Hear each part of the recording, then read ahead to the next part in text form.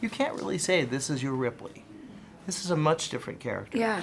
Can you talk about where Elizabeth Shaw came from and how you took her on? Yeah.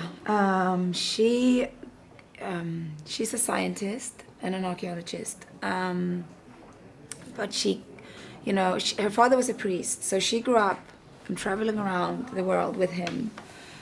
He died when she was 9, but she got, he gave her the gift, the possibility, or he gave her access to faith, and so she has, she's connected with God, and she's a believer, and that contradiction, that conflict in her makes her extremely interesting, and I loved playing her. I kind of she's probably the less cracked, destroyed person I've ever played.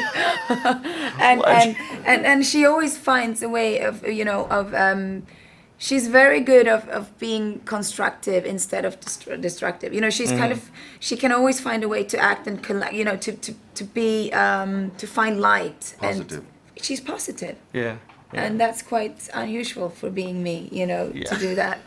And I love playing it because in the beginning she's quite naive, and she steps on board this mission with an open heart, and this is everything she's been wanting and living for, this mission. And then she realizes too late that she was wrong, and she becomes stronger and tougher in the second part of the movie. And that's where you have this interesting relationship with her, mm-hmm. because you are essentially, David is almost a perfect human being, mm-hmm. except for. That's what I kept trying to tell her. Yeah, Perfection. I know. Perfection. And it just didn't work out. She No, didn't she believe doesn't you, listen. Well, it's because you don't feel anything. You're not empathetic. You're not sympathetic. Well, maybe a little bit. There's something going on in there. He wish. Yes, a little bit. There's a couple of things going on. 1 or 2 things. Yeah, he's he's kind of the outsider really, because he is the only robot there in the mix. How do you take that on? What was it about David that made it, you feel everything, you listen to music, you feel it, but you feel really nothing?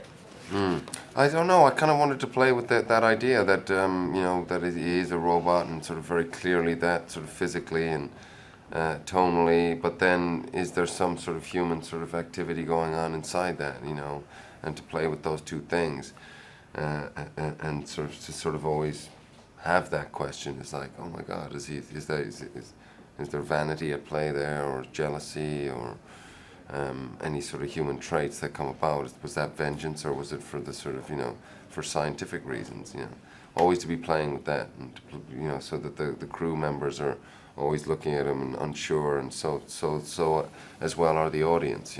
Yeah. Well, you guys are both great in it. Thanks, it's man. fantastic. Thanks. Loved you. it.